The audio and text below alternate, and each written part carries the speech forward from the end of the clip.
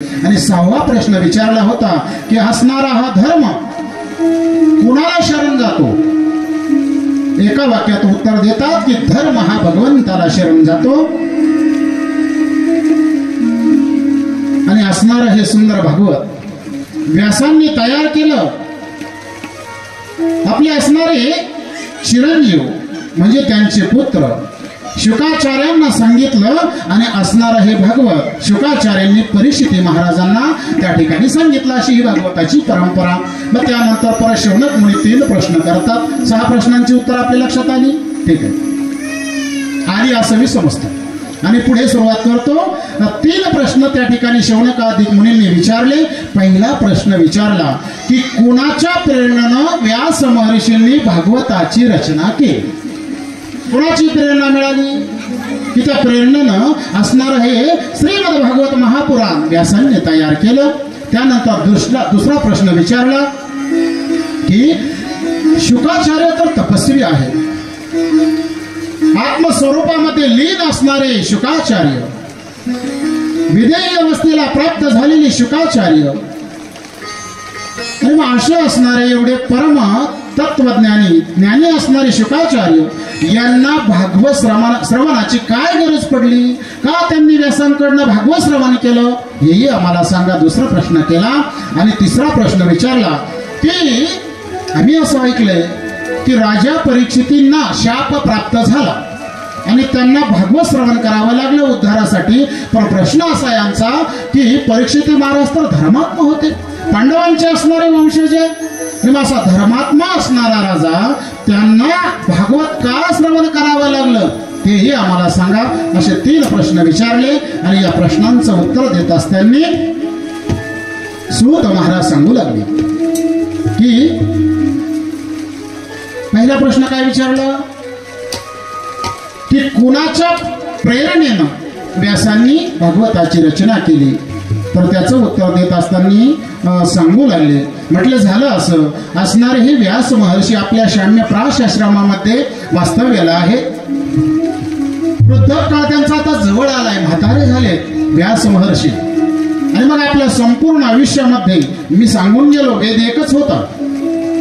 या वेदाचे 4 वेद व्यास महर्षींनी तयार केले, 6 शास्त्राचं लिखाण झालं। त्यानंतर 17 पुराण व्यास महर्षींनी लिहिलं, 18वं पुराण भागवत आहे। 17 पुराणाची रचना झाली, पण झालं असं तरी समाधान काही त्यांना प्राप्त झालं नाही। होतं ना महाराज, कधी कधी आपल्याला कधी कधी असं उदासवानं वाटत असतं, आपण एवढी कामं केली, एवढे कष्ट केले, एवढी संपत्ती कमवली, पण काहीतरी जीवनामध्ये करून ना म्हणजे करायचं राहिलं असं कुठंतरी आपल्या मनामध्ये खटकत असतं। आणि त्याने जर आपण उदास राहत असतो, चिंतातूर असतो की माझं काहीतरी नक्की करायचं राहिले जीवनामध्ये, आणि तेच व्यास महर्षींचं झालं। एवढे सगळे पुराण तयार केले, शास्त्र तयार केले, पण मनामध्ये मात्र सलत होतं की काहीतरी करायचं माझ्याकडनं शिल्लक आहे। समाधान त्यांना मिळत नव्हतं, असं चिंतातूर अवस्थेमध्ये त्या ठिकाणी व्यास महर्षी होते। आणि अशा चिंतातूर अवस्थेमध्ये असणारे व्यास महर्षी त्यांच्या आश्रमामध्ये आगमन कोणाचं झालं? श्रीमन्नारायण नारायण नारायण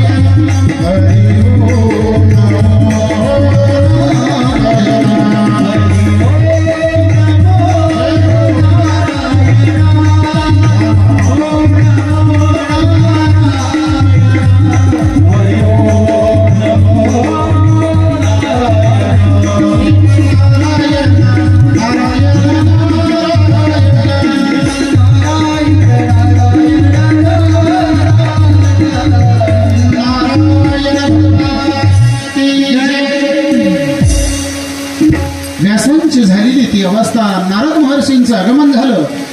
नारद महर्षींनी विचारलं, व्यास महर्षी अहो कसली चिंता करता, कसलं दुःख झालं?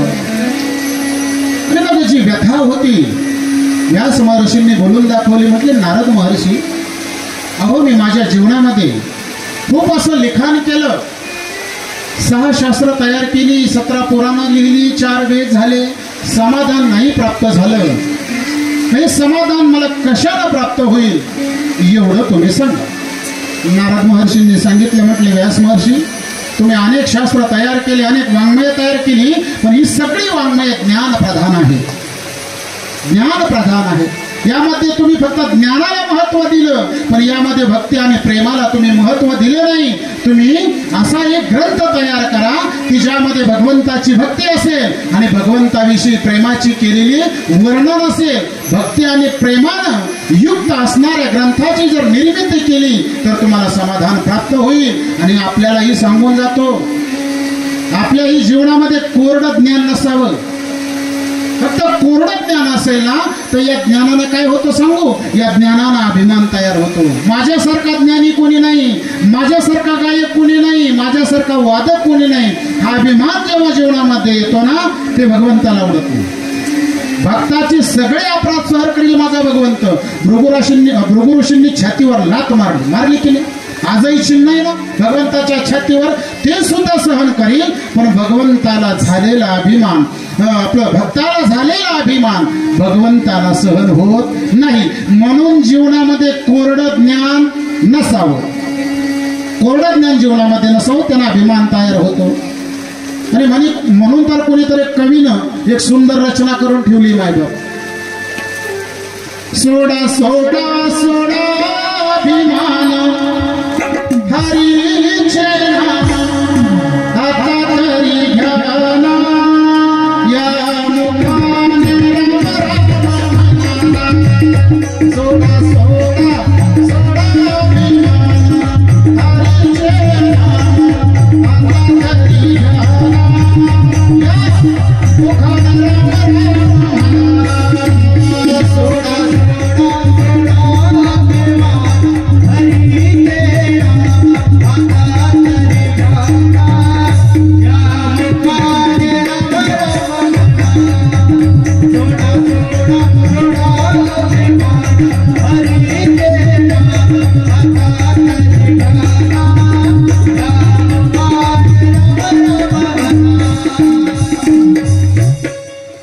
कुणी अभिमान केला, अभिमान रावणाने केला,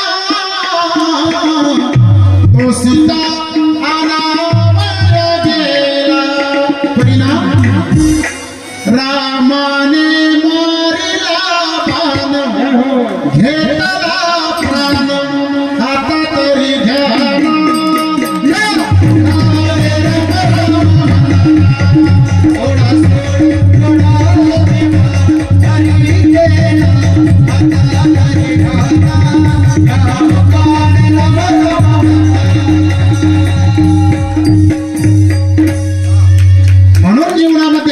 करू नये, कोणताच अभिमान करू नये. रूपाचा अभिमान नसावा, ज्ञानाचा अभिमान नसावा. आणि म्हणूनच माझ्या तुकोबरायांनी किती गोड वर्णन केलंय.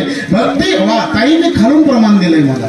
अशा अभ्यास माणसं समोर असले ना मग आम्हाला कथा करायला बरं वाटतं की भक्ती भवे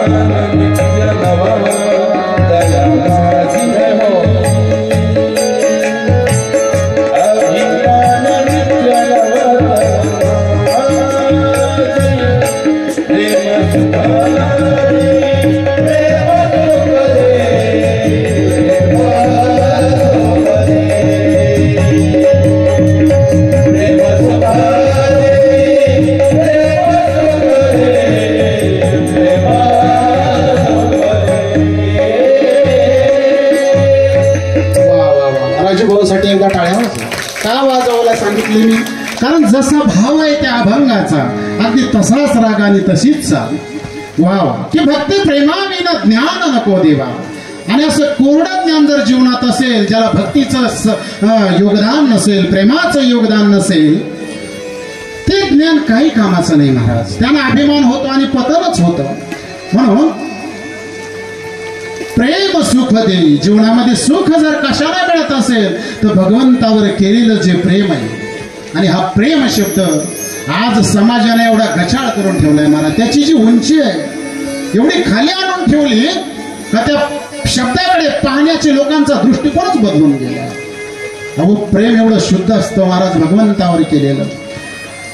नारद महर्षी सांगू लागले, व्यासजी ज्ञान प्रधान ग्रंथांची तुम्ही निर्मिती केली. असा एक ग्रंथ तयार करा की ज्यामध्ये माझ्या भक्तांचं चरित्र असेल, ज्यामध्ये माझ्या देवाचं चरित्र असेल, भगवंताचं भक्ताचं चरित्र असेल. असा भक्ती आणि प्रेमान प्रधान असलेल्या ग्रंथाची निर्मिती करा. तुम्हाला सुखाची प्राप्ती होईल, समाधान मिळेल. व्यास महर्षींनी सांगितलं, नारद महर्षी अहो आता मी वृद्ध झालोय, वय झालंय, आतापर्यंत एवढे वाङ्मय तयार केले, आता मी ग्रंथरचना नाही करू शकत. नारद महर्षी सांगू लागले, म्हटले व्यास महर्षी अहो भगवत कृपा जर झाली किंवा संतांची जर कृपा झाली जीवनामध्ये तर करील ते काय नो हे महाराज. अहो काय जीवनामध्ये साध्य होणार नाही. जी गोष्ट अशक्य आहे ती गोष्ट या ठिकाणी आपल्याला साध्य करता येते ना महाराज, संतांच्या कृपेनं आणि भगवंताच्या कृपेनं. आणि म्हणून नारद महर्षी सांगू लागले, अहो संतांच्या कृपेने जीवनात काय होत नाही. आणि म्हणून स्वतःच हे बाळांनो खाली बसा, खाली बसवा. त्यामुळे ऐका ऐका ऐका. नारद महर्षी सांगू लागले, अहो म्हटले संतांच्या कृपेनं जीवनामध्ये किती आमूलाग्र बदल होऊ शकतो. यासाठी मी तुम्हाला माझंच पूर्वचरित्र सांगतो. म्हटले मी पहिल्या जन्मामध्ये दासीपुत्र होतो. नारद महर्षींचं चरित्र ऐका बरं, पूर्वचरित्र लक्ष देऊन ऐका. व्यास महर्षींचं आगमन होतंय. नारद महर्षी सांगू लागले, मी दासीपुत्राचा नारद होऊ शकतो संत कृपेनं, तर तुम्ही ग्रंथरचना का करू शकत नाही. नारद महर्षी आपलं पूर्वचरित्र सांगतात की नारद महर्षी हे पूर्वी उपभरण नावाचे गंधर्व होते. सत्य लोकामध्ये एकदा ते गेले. सत्यलोक कुणाचा? मुख्यमंत्र्याचा का? नाही. सत्यलोक कुणाचा? ब्रह्मदेव त्या ठिकाणी राहतात. मग त्या ठिकाणी हे नारद महर्षी जातात. उपभरण नावाचे गंधर्व होते आणि त्या ठिकाणी जाऊन त्यांनी अश्लील गाणं गायलं सत्यलोकामध्ये. ब्रह्मदेवाला राग आला आणि त्यांनी शाप दिला. म्हटले मूर्खा, सत्यलोकामध्ये येऊन तू अश्लील गाणे गातो, दासीपुत्र होशील म्हटले. आणि म्हणून नारद महर्षी सांगू लागले, माझा पूर्वीचा जो जन्म होता, मी एका गरीब कुटुंबामध्ये जन्माला आलो. जन्माला आल्यानंतर माझे वडील त्या ठिकाणी स्वर्गवासी झाले, त्यांचा अंत झाला आणि आता एकटी आई राहिली. आणि म्हणून माझं लालन पालन, माझं पोषण करण्यासाठी आई चार घरचे आता धुणे भांडी करू लागली. आणि असं कष्ट करत असताना, कारण जेव्हा पती निघून जातो ना तेव्हा माता भगिनींचं जे जीवन असतं फार कष्टमय असतं. समाजाचा पाण्याचा दृष्टिकोन आणि कष्ट करावे लागतात. मग एक दिवस असं झालं, म्हटले मी आता 5 वर्षाचा झालो आणि आमच्या गावामध्ये चातुर्मासासाठी काही संत मंडळी, ब्रह्मवंद मंडळी आले चातुर्मासासाठी. 4 महिने ते आता राहणार होते. म्हणून माझ्या मातेला वाटलं या साधू संतांकडे काही काम मिळतं का पाहावं, हे 4 लोकांची धुणी भांडी करण्यापेक्षा काही काम मिळतं का पाहावं. म्हणून माझी आई मला घेऊन त्या साधूंकडे जाते आणि त्यांना विचारलं, माझ्यासाठी जर काही काम असेल तर त्या साधू संतांनी सांगितलं, आमच्याकडे तर काही काम नाही, पण आमच्या ज्या धर्मपत्न्या आहेत त्यांच्याकडे जर काही काम असेल तर तुम्हाला पहा. म्हणून माझी आई त्या असणाऱ्या ज्या संतांच्या पत्न्या होत्या त्यांच्याकडे जाते आणि गेल्यानंतर विचारलं, माझ्यासाठी काही काम. तर माझ्या मातेला त्या ठिकाणी गोसेवा देण्यात आली, गाईचं काम देण्यात आलं आणि मी त्या ठिकाणी त्या साधूंच्या आश्रमामध्ये राहू लागलो. मग त्या ठिकाणी त्यांचा सत्संग चालायचा, कथा चालायची. पण आता मला सगळं गाव दासीपुत्र म्हणून ओळखत होतं, कारण माझी आई दासीचं काम करत होती. म्हणून मला सगळं गाव दासीपुत्र म्हणत होतं. साधूंची कथा चालू असायची. त्या कथेमध्ये मी जायचो, एका कोपऱ्यात उभा राहायचो आणि लांबूनच अगदी तन्मयतेनं कथा श्रवण करायचो.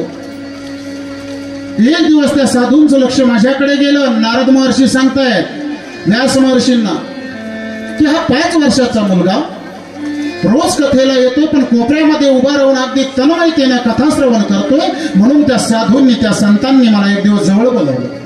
माझ्या मस्तकावरनं हात फिरवला. मला कोण आहेस तू, तुझं नाव काय? नारद महर्षी सांगतात, मी त्यांना सांगितलं की मला नावच नाही, सगळं जग मला दासीपुत्र म्हणतंय. आणि मग त्या साधूंनी सांगितलं, म्हटले नाही, आलेला तो जो समाज होता त्यांना सगळ्यांना सांगितलं आजपासून या मुलाला कोणीही दासीपुत्र म्हणायचं नाही. आणि मग माझं नाव ठेवलं त्यांनी रामदास. माझं नामकरण केलं त्या साधूंनी. आणि आता मात्र मला सगळे रामदास या नावानं ओळखू लागले. 4 महिने पूर्ण झाले, साधू संत जाण्यासाठी निघाले. मला अतिशय दुःख झालं, संतांचा आता वियोग होणार. म्हणून मी रडू लागलो आणि असणाऱ्या साधूंचे चरण कमल पकडले आणि विनंती केली, मलाही तुमच्या सोबत येऊ द्या. साधूंनी विरोध केला. म्हटले नाही बाळ, तुला येता येणार नाही, तुझी आई अजून जिवंत आहे आणि आईची पूर्ण जबाबदारी तुझ्यावर आहे. जेव्हा तुझ्या आईचा मृत्यू होईल, स्वर्गवासी होईल, तेव्हा तू आमच्याकडे ये. म्हटले उत्तर दिशेने चालत ये, आमचं स्मरण कर, आमची भेट होईल. म्हटले नक्की काळजी करू नको. आशीर्वाद देऊन असणारे साधू निघून गेले आणि त्याला एक सुंदर असा मंत्र दिला, बोध दिला की या मंत्राचं तू नामस्मरण करत राहा. साधू निघून गेले. रामदासला आता वाटत होतं, काय वाटत होतं सांगू, ऐकताना जरा जड जाईल. रामदासला वाटायचं माझी आई गेली तरी चालेल, बरं होईल का, मला साधूकडे जाता येईल, सत्संग करता येईल, जीवनाचं कल्याण होईल.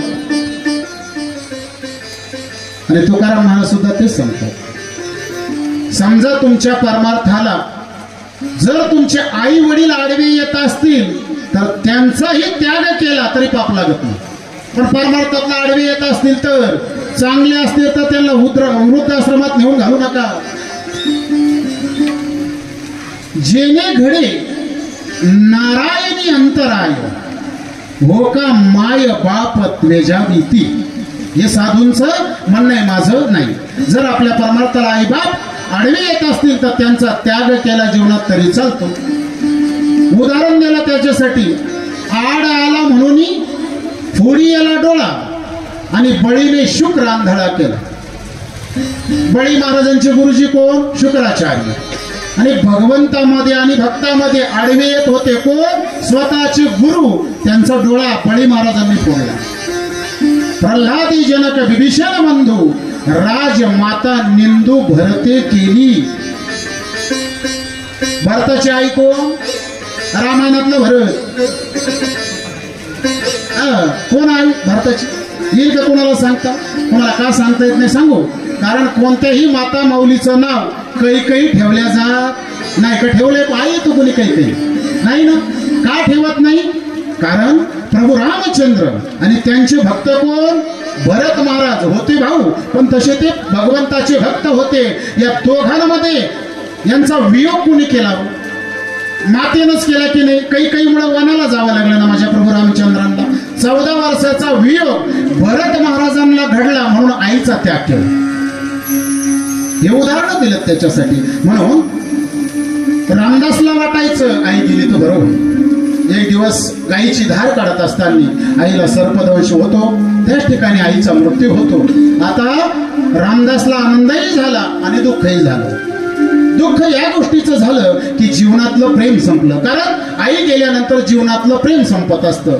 बाकी सगळे नाते स्वार्थाने जवळ येतात, पण आई असं नातं जीवनातलं की मुलगा कसाही असला, फार कसाही असला, तरीही त्याच्यावरती माता प्रेम करत असते, माय बाप. म्हणून जीवनातलं प्रेम संपलं, म्हणून दुःख झालं. पण आता मी सत्संगासाठी मोकळा झालो, साधूकडे जाण्याचा मार्ग माझा मोकळा झाला म्हणून आनंद झाला. मग त्यानंतर नारद महर्षी सांगतायत की मी उत्तर दिशेनं निघालो, पिंपळाच्या झाडाखाली आसन लावून बसलो आणि संतांनी जसे परमात्म्याच्या स्वरूपाचे वर्णन केले, त्याचं चिंतन करू लागलो. अष्टसात्विक भाव माझे तयार झाले आणि त्यानेच माझ्या हृदयामध्ये भगवंत प्रगट झाले. थोड्या वेळात प्रगट झाले आणि असणारे भगवंत हृदयातून अदृश्य झाले. मी आकुळ झालो म्हटले मी. आणि मग भगवंतानं आकाशवाणीद्वारे सांगितलं, रामदासा तू आता रडू नको. या जन्मामध्ये तुझ्या मनात काही विकल्प शिल्लक आहेत. पुढचा जन्म तुम्हाला ब्रह्मदेवाचे मानसपुत्र म्हणून मिळेल आणि तुम्ही त्यावेळेस नारद महर्षी म्हणून या जगामध्ये अवतार घ्याल आणि अखंड मी तुमच्या जवळच असेल आणि अखंड तुम्ही माझं नामस्मरण कराल असा आशीर्वाद दिला. आणि संतांच्या आशीर्वादानं, भगवंताच्या आशीर्वादानं पुढचा जन्म मला ब्रह्मदेवाचा मानसपुत्र म्हणून नारद महर्षींचा मिळाला.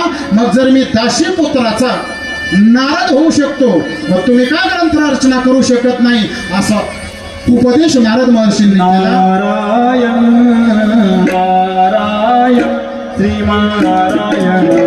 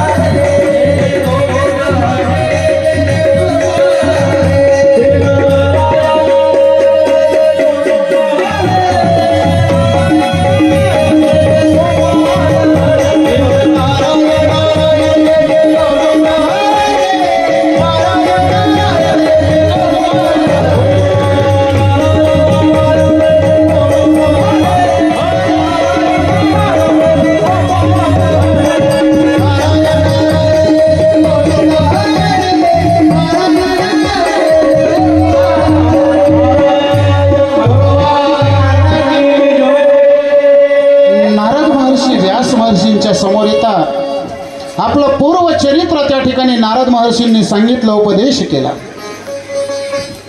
व्यास महर्षींनी ठरवलं की आता भक्तिमय आणि प्रेममय असणारा ग्रंथ तयार करायचा, आता त्याचं लिखाण करायचं.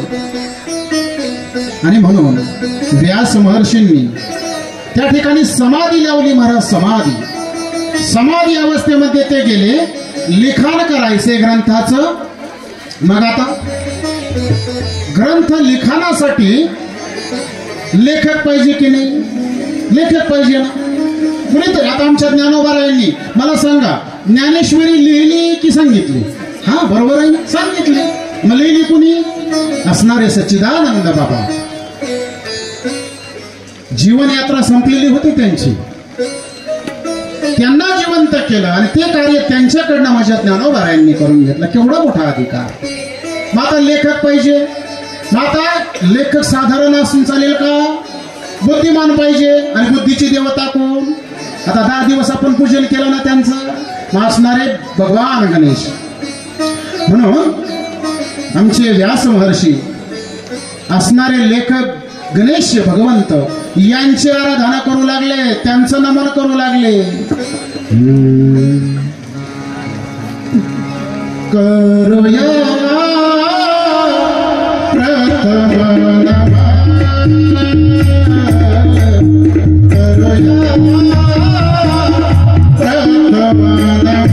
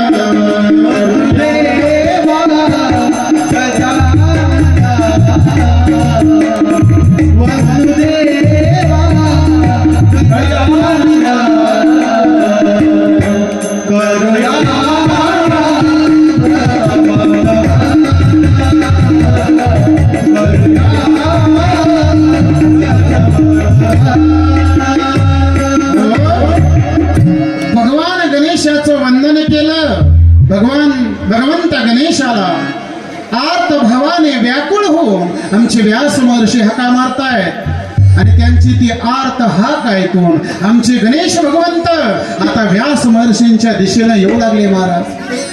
अरे पार्वतीच्या बाळा, पार्वतीच्या बाळा तुझ्या पायात बाळा पुष्पहारांच्या घातल्या माळा. ताशाचा आवाज, ताशाचा आवाज, अरे ताशाचा आवाज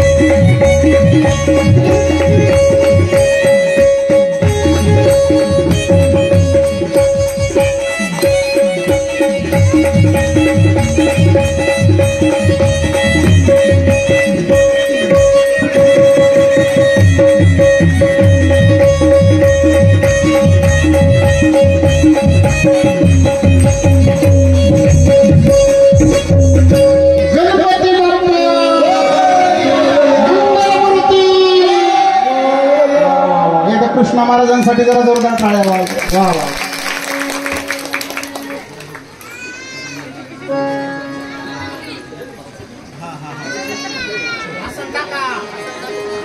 अशा पद्धतीने आमचे गणेश भगवान व्यास महर्षींनी अगदी व्याकुळतेने तन्मयतेने मारलेली हाक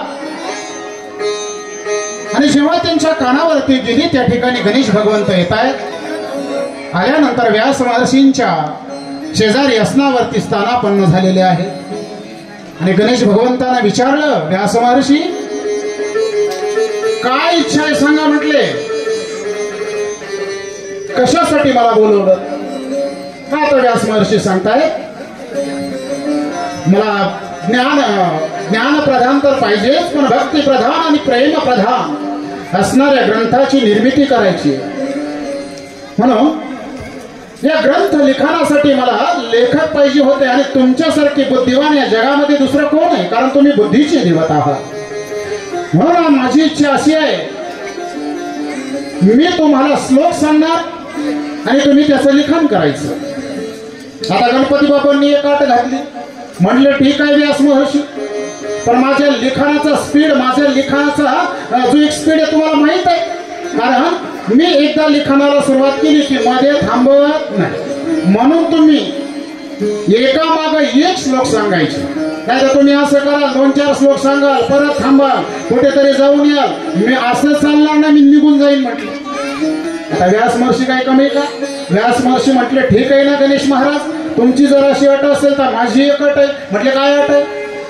मी जो श्लोक सांगेल त्या श्लोकाचा अर्थ तुम्ही पहिला मनामध्ये लावायचा, त्याचा अर्थ मनामध्ये तयार करायचा, मग श्लोक लिहायचा. म्हटलं ठीक आहे. आणि त्या ठिकाणी व्यास महर्षींनी समाधी लावली. महाराज समाधी अवस्थेमध्ये व्यास महर्षी गेले आणि त्यांना समाधीमध्ये जी जी भगवंताची चरित्र दिसली, जी जी भक्ताची चरित्र त्यांना दिसली समाधी अवस्थेत, त्याचं वर्णन व्यास महर्षींनी केलं. आणि असणारे 18,000 श्लोक व्यास महर्षी गणेश भगवंताला सांगू लागले. म्हणजे हे जे भागवत आहे ही व्यासांची असणारी समाधी भाषा आहे महाराज. आणि माता व्यास महर्षी श्लोक सांगतायत, गणेश भगवंत त्याचा अर्थ मनामध्ये लावतायत आणि ते लिखाण चालू झालं. तर व्हायचं असं, कधीतरी व्यास महर्षींना काहीतरी काम निघायचं, मग कुठेतरी लघुशंकेला जाणं असेल काहीतरी, आता थांबणं गरजेचं आहे ना, सलग कसं लिहिणार. आता ते बुद्धिवान व्यास महर्षी, मग ते काय करायचे, असे श्लोक सांगत असताना एक कूट श्लोक टाकायचे. कूट श्लोक त्याला म्हणतात. म्हणजे शब्दशः अर्थ त्याचा वेगळा लागतो, पण त्याचा जो लक्षार्थ आहे तो मात्र वेगळा. त्याच्यासाठी उदाहरण देईन मी आपल्याला. कधी कधी पण आपली मराठी भाषा फार विचित्र आहे. वरवर जर त्या शब्दांचा अर्थ पाहू गेलो तो वेगळा अर्थ निघतो, पण त्याचा लक्षार्थ मात्र वेगळा असतो. एका सासूनं सोनेला सांगितलं, आपल्याकडे पाहुणे भोजनासाठी येत आहेत. म्हटले बरं मग पुरणपोळ्याचा स्वयंपाक करायचा आहे. म्हटलं करूया ना. मग तुला पोळ्या करता येतात का? पुन्हा कोणी विचारलं, सासून. आता ती बिचारी नवीनच लग्न झालेलं, ते म्हटले नाही ना आत्याबाई. पहिलं आत्याबाई म्हटल्या जायचे, मामांजी म्हटले जायचे, हे मम्मी पप्पा परत सासू सासऱ्यापर्यंत आले महाराज. हा, आणि बघ म्हटले नाही ना सासूबाई, मला पोळ्या नाही करतायत. मग एक काम कर, नाही ना पोळ्या करतायत, मी पोळ्या करते. मग ती जी डाळ आणि गुळ एकत्र केलेलं होतं त्याला पुरण म्हणतात ते. मग एवढं पुरण तू वाटून दे म्हणले, मी पोळ्या करते. आता सुनाला सांगितलं वाटून दे, मग तिने काय केलं, तिची परात आहे ना वरहा त्या डाळीची आणि गुळाची एकत्र केलेलं ते घेतलं, बाहेर अंगणात आली, 5-50 पोरांना हाका मारल्या, सगळे पळतच आले. आल्यानंतर असणारं सगळं पुरण काय केलं, मग वाटूनच द्यायला सांगितलं होतं ना सासू. पोळ्या करायचं वेळ जवळ आली, सासूनं सांगितलं अगं सोनबाई ते पुरण घेऊन ये ना. तिला सांगितलं घेऊन ये म्हणजे, अहो मी वाटून दिलं. मग तुला वाटूनच सांगितलं होतं ना, वाटून इकडं आलं माझ्याकडं. म्हटलं मी 5-50 पोरं एकत्र केले, वाटून दिलं. म्हणजे शब्दशः जर त्याचा अर्थ पाहू गेलो तर तो वेगळा असतो, पण लक्षार्थ मात्र त्याचा वेगळा असतो. एका सुनाला सांगितलं, म्हटलं एक काम कर, हे पापड घे आणि भाजी धुईस. सासूनं सांगितलं. मग आता तिला काय करावं, पापड हातामध्ये घेतलं, बाहेर अंगणात आली, हरभऱ्याची भाजी वाळत टाकलेली होती बाहेर, त्याच्यात जाऊन बसली. काय सांगितलं होतं, पापड घे भाजीत बाईस, ती भाजीत जाऊन बसली. म्हणजे असं होतं कधी कधी. म्हणून मग व्यास महर्षी काय करायचे, असा एखादा कुट श्लोक सांगायचे की त्याचा अर्थ मात्र गणेश भगवंताला लवकर लागत नव्हता, आणि मग तो अर्थ शोधण्यात त्यांचा वेळ जायचा, आणि तेवढ्या वेळात व्यास महर्षी आपलं काम करून यायचे. अशा पद्धतीने लिखाण चालू झालं, बराच काळ लिखाण चाललं, आणि मग जरा गणपती बाप्पा ठरले. हे गणेश जे आपण उत्सव साजरे करतो तो उत्सव कसा चालू झाला हे आपल्याला यातून सांगायचंय. बाळांनो खाली बसून शूटिंग करा, मागच्यांना दिसत नाही, बसा बसा खाली बसून शूटिंग करायची. आणि बघा जरा थकले आमचे गणेश भगवंत, आणि व्यास महर्षींना विनंती केली. म्हटले व्यास महर्षी बराच काळ लिखाण झालं, आता जरा थोडासा मला आराम करायचा आहे, विश्रांती घेऊ दे ना जरा. मग व्यास महर्षी म्हटले तुम्ही विश्रांती करणार आहे, कुठे विश्रांती करणार. तुम्हाला एक सांगू, या भगवंताला विश्रांती जर कुठे मिळत असेल, या भगवंताला सुख जर कुठे मिळत असेल, तर या भगवंताला वैकुंठात सुख मिळत नाही. या भगवंताला सुखाची प्राप्ती जर कुठं होत असेल तर ती भक्ताच्या घरी. म्हणून या सुखा कारणे देव वेडावला, या सुखा कारणे देव वेडावला, हो वैकुंठ सोडून संतोष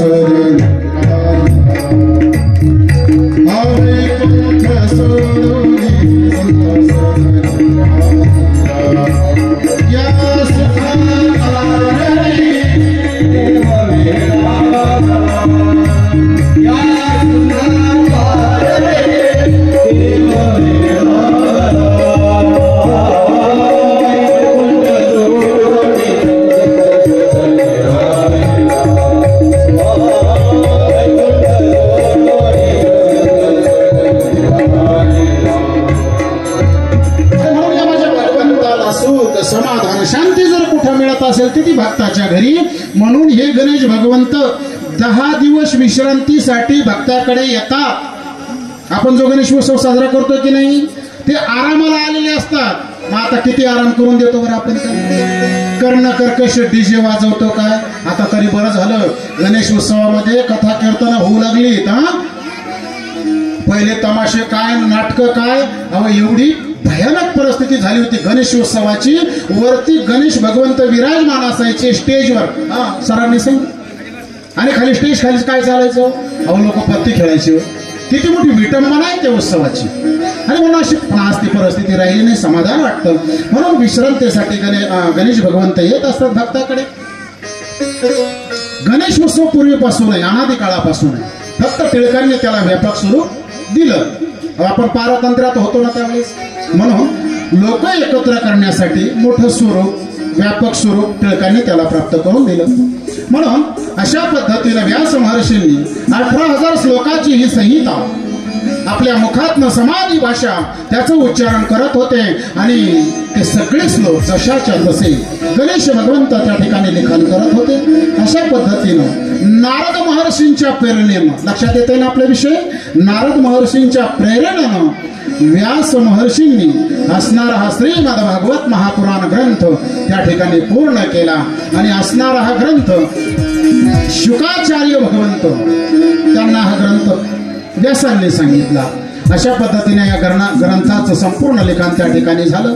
लिखाण झाल्यानंतर गणेश भगवंतही आपल्या स्वस्थानी निघून जातात आणि व्यास महर्षी आपल्या शाम्य प्राश आश्रमात अगदी आता आनंदामध्ये आहेत. कारण एवढं सुंदर भक्तांचं चरित्र लिहिलं, भगवंताचं चरित्र लिहिलं, भक्ती आणि प्रेम प्राधान्य असणारा ग्रंथ तयार झाला. माहिती बाप, पहिल्या प्रश्नाचं उत्तर आपल्याला मिळालं. दुसरा प्रश्न काय होता की आता ही संहिता तयार झाली 18,000 श्लोकाची, मग आता ही द्यावी कोणाला? कारण ज्यावेळेस आपण एखादी गोष्ट आपल्याला द्यायची असते, मग आपल्याला समजा द्रव्यदान करायचं असेल, द्रव्यदान करत असताना पात्राचा विचार करत जावा. त्याच्यासाठी योग्य पात्र अधिकारी असावा, नाहीतर देऊ नये. तुम्ही जर एखाद्या 100 रुपये दान केले आणि तिकडे जाऊन त्याचा जो तो दारू पिला किंवा आकड्या खेळला, तर त्यातून त्याला जे पाप होतं त्या पापात तुम्ही सुद्धा वाटेकरी असता, बरोबर आहे? म्हणून द्रव्यदान करत असताना योग्य पात्र पाहूनच दान करावं. समजा गरीब विद्यार्थी असेल, वह्या पुस्तकांसाठी पैसे नसतील तिथं दान करावं. एखाद्याला दवाखान्यासाठी पैसे नसतील तिथं दान करावं. असा सत्संग चालू असेल तिथं दान करावं. आणि म्हणून व्यास महर्षींना प्रश्न पडला की एवढी सुंदर ही 18,000 श्लोकाची संहिता तयार झाली, मग ही द्यावी कोणाला? आणि त्यांच्या डोळ्यासमोर एकच पात्र आलं, त्यांचेच असणारे पुत्र कोण?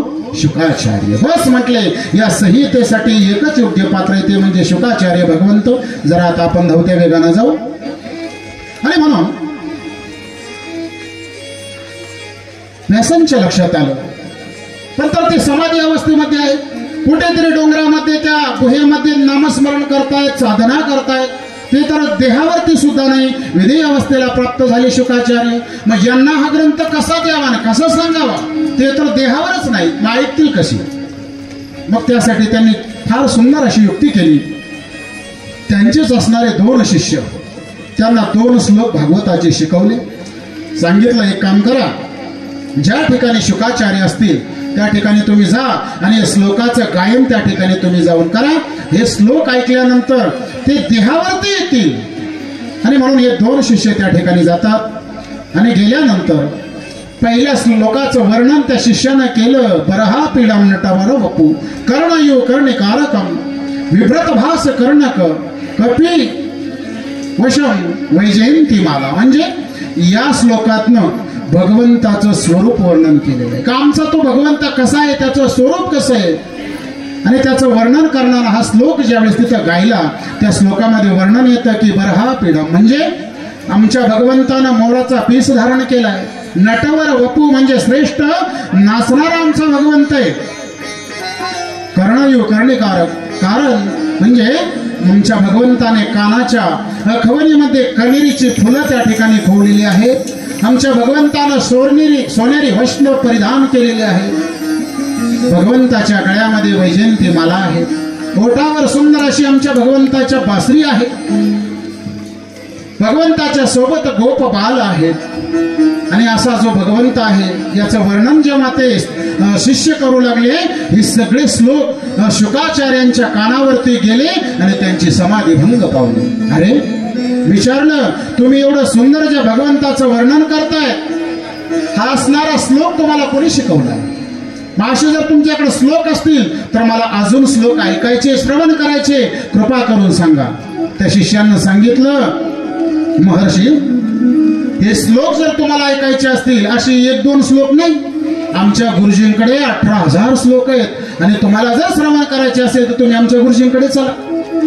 आणि म्हणून शुकाचार्यांना घेऊन हे असणारे शिष्य व्यास महर्षींचे व्यासांकडे घेऊन येतात आणि आल्यानंतर मग असणार हा पावन पवित्र ग्रंथ 18,000 श्लोकाची संहिता व्यास महर्षींनी शुकाचार्यांना वर्णन करून सांगितली आणि एक चित्तानं शुकाचार्यांनी असणार हे 18,000 श्लोक श्रवण केले माहिती.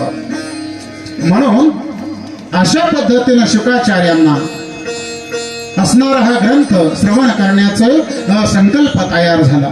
दुसऱ्याही प्रश्नाचं उत्तर आपल्याला मिळालं. तिसरा प्रश्न होता शौनकादिक मुनींचा सूत महाराजांना की आम्ही ऐकले परीक्षित महाराजांना शाप प्राप्त झाला आणि त्यांनी भागवत श्रवण केलं शुकाचार्यांकडून, मग नक्की झालं काय ती कथा आम्हाला सांगा. मग त्याचं वर्णन करून या ठिकाणी सूत महाराज सांगू लागले. म्हटले झालं असं, यासाठी आपल्याला जरा महाभारताकडे जावं लागेल. तुम्हाला जर परीक्षित महाराजांचं चरित्र ऐकायचं असेल जरा महाभारताकडे जावं लागेल. म्हटले झालं असं, कौरव आणि पांडव यांचं युद्ध झालं. असणारे 99 कौरव किती होते? सगळे 100 होते की नाही? त्यातले 99 कौरव मारले गेले. एकच कौरव जिवंत होता, तो म्हणजे दुर्योधन. भीमानं त्याच्या मांडीवरती गदा मारली होती, त्याच्या मांडीचा चेंदामेंदा केलेला होता आणि मरणासन्न अवस्थेत दुर्योधन त्या कुरुक्षेत्रावरती पडलेला आहे माहिती. विजय झाला पांडवांचा आणि इकडे असणारा हा दुर्योधन मात्र मृत्यूच्या घटका मोजत होता. तेवढ्यात त्या ठिकाणी कोण आलं? हा द्रोणाचार्यांचा असणारा पुत्र, द्रोणाचार्य मारले गेले होते, त्यांचाही वध झालेला होता. द्रोणाचार्य पुत्र अश्वत्थामा त्या ठिकाणी येतो दुर्योधनाजवळ आणि त्याला झालेलं दुःख विमळत पडलेला होता. विचारलं, दुर्योधना कसलं एवढं दुःख करतोस रे? दुर्योधनानं सांगितलं, तुम्हाला सांगतो, हे जे दुष्ट लोक असतात ना, यांची नीती सांगून जातो. समाजात असे लोक फार पाहायला मिळतात. आपल्याला किती त्रास होतोय याबद्दल त्यांना दुःख नसतं, पण समाजाला किती दुःख होतोय यातून आनंदी होणारी ही जमात असते. नाही का, आपल्याला जायला रस्ता नसला तरी चालेल, पण इतरांना त्रास होतोय याचा त्यांना त्यात याला आसुरी आनंद म्हणतात. असाही समाज, असेही लोक समाजामध्ये असतात. हा जो दुर्योधन होता ना, तो सांगू लागला, तो म्हटलं मला जे दुःख होतंय, मला जी पीडा होते याचं मला दुःख नाही काही म्हटलं, पण दुःख एका गोष्टीचं होतंय, अरे माझे 99 भाऊ मारले गेले याचं दुःख नाही म्हटले. म्हणजे पहा, 99 भाऊ मारले गेले तरी म्हटलं मला त्याचं दुःख नाही काही, पण पांडवातला एक सुद्धा मिळाला नाही याचं मला दुःख होतंय म्हटलं. अश्वत्थामानं सांगितलं, काळजी करू नकोस म्हटले दुर्योधना, अरे आत्ता जातो ना 5ही पांडव शिरच्छेद करून त्या ठिकाणी 5ही पांडवांचा वध करून येतो म्हटले. दुर्योधनाला हसू आलं. म्हटले, वेड्या, अरे 18 दिवस युद्ध केलं म्हटलं आम्ही त्या पांडवांसोबत, त्या पांडवांच्या 5ही जणांना त्यांच्या केसालाही आम्ही धक्का लावू शकलो नाही आणि तो म्हणतो 5ही पांडव मारून येतो म्हटलं. एवढं सोपं आहे का पांडव मारणं? पण यानं कपट केलं अश्वत्थाम्यानं. काळजी करू नको, फक्त एक काम कर म्हटले, पांडव मारल्यानंतर मला सेनापती कर. अहो जिथं सेनाच राहिली नाही त्याची, तरी याला पदाची अपेक्षा. या पदासाठी माणूस काय करेल सांगता येत नाही. आपले नीतिमूल्य, आपले धर्म सुद्धा पानाला लावू शकतो पदासाठी. एवढं गचाळ राजकारण आज पाहायला मिळते महाराज. त्या औरंगजेबाच्या समाधीवरती डोकं ठेवलं काही नाही पदासाठी. वाईट वाटतं फार महाराज. आणि अशांना तुम्ही मतदान करू नका. मी इथून सांगतो व्यासपीठावरून तुम्हाला, ज्यांनी आपला धर्म विकला ना महाराज धर्म, मग हा अश्वत्थामा तेच सांगत होता. म्हटलं 5ही पांडव मारतो पण मला सेनापती पद दे म्हटलं. हे काय म्हटलं, देतो पद जा. मग यांना नीती वापरली, काक उलूक न्याय असं म्हटलं जातं त्याला. रात्रीच्या वेळे गेला हा.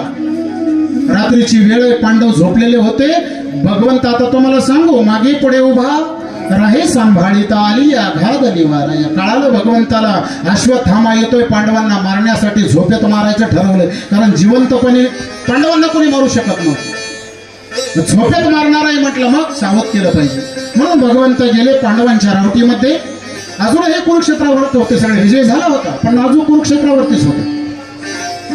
त्या ठिकाणी जातात आणि गेल्यानंतर पांडवांना उठवलं आणि म्हटले चला तुमचा विजय झाला, जरा आपण आनंद उत्सव साजरा करू. आणि त्यांच्या जागेवरती द्रौपदी मातेचे असणारे 5 पुत्र त्या ठिकाणी झोपवू. भगवंत या पांडवांना घेऊन जातात. अश्वत्थामा येतो, रात्रीची वेळ आहे. निरागस असणारे द्रौपदी मातेचे 5 पुत्र झोपलेले. अश्वत्थामा येतो, खड्ग काढला, त्यानं तलवार काढली आणि असणारे ते पांडवांचे 5 पुत्र त्यांच्यावरती यानं सपासप वार केले आणि 5ही पुत्रांची जी क्षीरकमल आहे ती थडा वेगळी केली महाराजांनी. 5ही पुत्रांचा वध केला. आणि पुरावा म्हणून, कारण दुर्योधन विश्वास ठेवणार नाही म्हणून या अश्वत्थामानं 5ही क्षीरकमळ आपल्या उपवस्त्रामध्ये, आपल्या उपरण्यामध्ये घेतले आणि निघाला आनंदानं. त्या कुरुक्षेत्रावरती ज्या ठिकाणी दुर्योधन पडलेला होता त्या ठिकाणी अश्वत्थामा येतो आणि ती शिरकमळ समोर दाखवली. म्हटले पहा, म्हटले 5ही पांडवांचा शिरछेद करून घेऊन आलो. दुर्योधन विचार करतो, एवढ्या दिवस युद्ध केलं आम्ही, या पांडवांना मारू शकलो नाही आणि 5ही पांडव मारले. शंका आली जरा त्याला. म्हटले एक काम कर, यामध्ये जर अर्जुन आपलं भीमाचं जे मस्तक आहे ना तेवढं माझ्या हातामध्ये दे.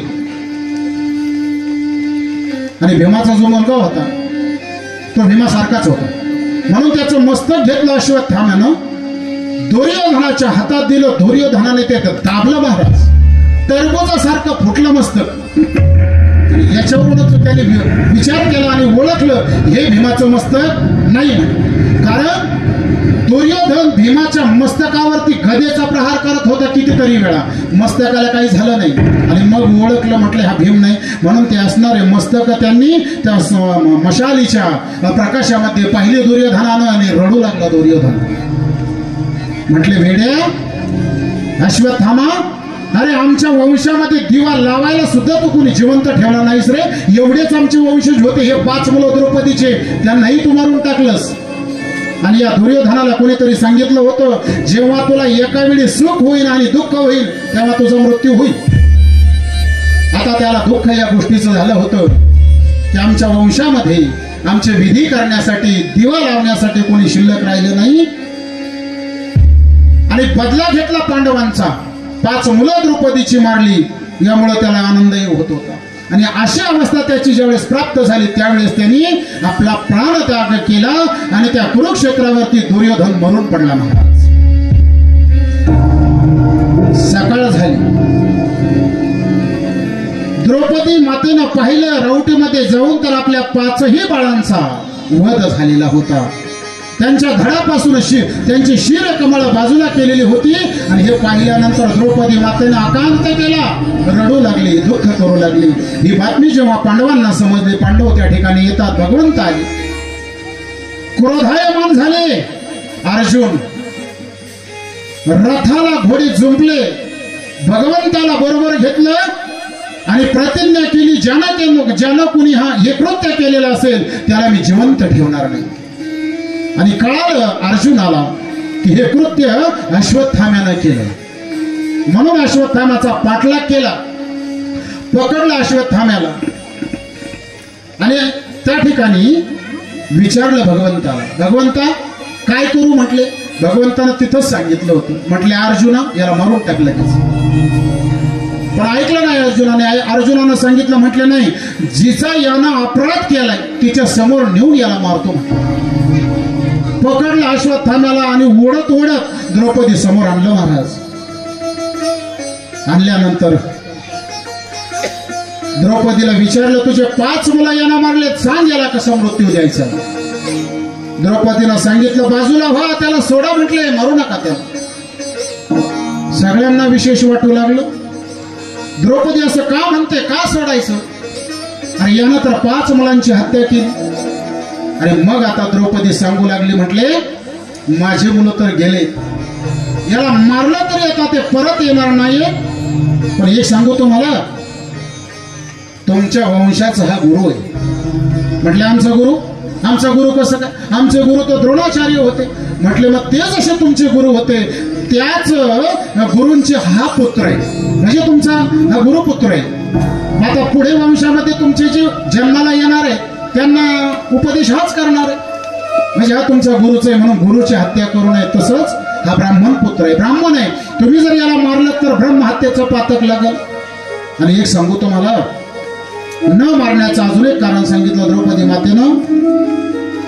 मुलाचा मृत्यू झाल्यानंतर आईला काय दुःख होतं, काय यातना होतात, याचा अनुभव मी आत्ता घेते. मला माहित आहे मुलगा गेल्यानंतर काय दुःख होतं आईला. आणि आता जर तुम्ही याला मारलं तर याची जी आई आहे कृपी, कुणाची? द्रोणाचार्यांची असणारी पत्नी, असंच दुःख तिलाही भोगावं लागेल. किती करुणा असेल हृदयामध्ये. 5 पुत्र मारले तरी सांगते की मला जे दुःख झालं ते जगाला होऊ नये, पुन्हा दुसऱ्या मातेला होऊ नये, म्हणून तुम्ही याला मारू नका, सोडून द्या म्हटले. अर्जुनाला भगवंताकडे पाहिलं. भीमदादा तर गदा घेऊनच उठले. ते म्हटले तुम्ही कोणी जरी नाही मारलं ना, मी याला सोडणार नाही. तर शेवटी धर्मराजानं सांगितलं, भगवंत जे सांगतील ते आपण मान्य करू. आणि मग धर्मानं म्हणजे युधिष्ठिरानं भगवंताला विचारलं, भगवंता आता तुम्हीच सांगा काय करायचं, याला मारायचं का सोडायचं? भगवंतानं सांगितलं, जो आतताई असतो ना, आतताई कोणाला म्हणतात माहिती आहे? आतताई त्याला म्हणतात जो दुसऱ्याची शेतं जाळतो, दुसऱ्याची घरं पेटवतो, दुसऱ्याची स्त्री पळवतो, स्त्री हत्या करतो, गो हत्या करतो, ब्राह्मण हत्या करतो ना, त्याला अतताई म्हटल्या जातं. आणि असा जो अतताई असतो त्याचा वध केला तरी पाप लागत नाही, त्याला सोडायचं नसतं. आणि जो ब्राह्मण असतो त्याला मारायचं नसतं. भगवंताने सल्ला दिला. गोंधळात पडले पांडव. अर्जुन म्हटलं, भगवंता नक्की एक काहीतरी सांग ना, नक्की याला मारायचं का सोडायचं? भगवंतानं सांगितलं, म्हटले असं आहे, जे मोठे लोक असतात की नाही, आणि या मोठ्या लोकांचा उच्च पदावर असणारी मंडळी, यांना जिवंत मारण्याची गरज नसते. जर समाजामध्ये जर त्यांचा अपमान केला तर तो त्यांना मरणापेक्षाही फार भयानक असतो महाराज. स्टेजवर येऊन जर कोणी कानाखाली मारली तर त्याला ते मेल्यापेक्षाही फार भयानक असतं महाराज. आणि म्हणून तेव्हा कोणी चप्पल फेकून होताना प्रकार घडतात ना, हा. आणि म्हणून केलेला अपमान त्यांना मरणापेक्षाही तो भयानक असतो. तुम्ही याचा अपमान करा, याची विटंबना करा, याला काढून द्या, आणि याचा मृत्यू झाल्यासारखाच आहे. आणि मग त्या ठिकाणी अर्जुनाने त्याच्या डोक्यावरती 5 शेंड्या काढल्या, त्याला विचित्र त्याचं ते सगळं मस्तक केलं. त्याच्यानंतर त्याच्या मस्तकावर एक दिव्य मणी होता या अश्वत्थाम्याचा, आणि तो चिरंजीव आहे बरं. तो मणी काढून घेतला, विटंबना केली, त्याच्या कंबरड्यात लात घातली अर्जुनानं, त्याला त्या ठिकाणी काढून दिले. पण एक सांगू तुम्हाला, निर्लज्जम हा सदा सुखी असतात. एवढी विटंबना केली तरी हसत निघाला महाराज. हो, अश्वत्थामा का हसत होता सांगू तुम्हाला? त्याचं कारण असं होतं, तो म्हटलं जरा माझा अपमान केला, जरी माझी विटंबना यांनी केली, अरे पण यांच्या वंशामध्ये दिवा लावायला सुद्धा मी कोणी शिल्लक ठेवलं नाही, याचा त्याला आनंद होत होता. हसतच निघाला. पुढे त्याला कोणीतरी भेटलं. म्हटले अश्वत्थामा का हसतोस एवढं? अरे म्हटले त्या पांडवांच्या वंशामध्ये मी दिवा लावायला सुद्धा कोणी ठेवलं नाही, वंश बुडवला त्यांचा. बावळटाईस म्हटला तू. म्हटले काय झालं? अरे अभिमन्यूची असणारी पत्नी कोण? तिचं नाव उत्तरा. लक्षात ठेवा सगळे नाव. ती गर्भवती म्हटले, आणि तिच्या उदरामध्ये पांडवांचा वंश वाढतोय. अभिमन्यूची असणारी पत्नी. आणि तो म्हणतो मी वंश शिल्लक ठेवला नाही, तिच्या गर्भामध्ये पांडवांचा वंश वाढतो म्हटले. झालेला आनंद ओसरला त्याचा. आणि मग या पठ्यानं काय केलं, द्रोणाचार्यांनी त्याला म्हणजे यानं काय केलं, मातेच्या गर्भामध्ये असताना असणारं जे ब्रह्मास्त्र आहे हे सोडायचं कसं हे त्याला माहित होतं, पण परत ते पाठीमागे कसं घ्यायचं हे अश्वत्थामाला माहित नव्हतं. आणि द्रोणाचार्यांनी त्याला शिकवलंही नाही का, त्यांना माहित होतं हे जरा याचे स्क्रू जरा ढिल्ले आहेत म्हटले आपली भाषा. हा, हे कधी याचा उपयोग करेल सांगता येत नाही. माझ्या मूर्ख, कारण मी पहिलेच सांगून गेलो, योग्य पात्र असेल तर ज्ञान द्यात जाऊ, नाही तर ज्ञान देऊ नये. आणि म्हणून त्याला शिकवलं नव्हतं ब्रह्मास्त्र कसं मागे घ्यायचं, पण अर्जुनाला मात्र शिकवलं होतं. म्हणजे जे ज्ञान स्वतःच्या मुलाला दिलं नाही ते शिष्याला दिलेलं होतं द्रोणाचार्यांनी. आणि म्हणून यानं काय केलं, असणारं ते ब्रह्मास्त्र आता उत्तरेच्या गर्भावरती सोडलं. म्हटले शेवटचा त्यांचा जो वंश आहे ना तो पण मारून टाकू. म्हणून ते ब्रह्मास्त्र उत्तरेच्या दिशेनं आलं, त्यानं गर्भामध्ये प्रवेश केला आणि त्यानं परिणाम असा झाला की उत्तरेचं असणारं सर्वांग तापू लागलं, जळू लागलं देहाचं.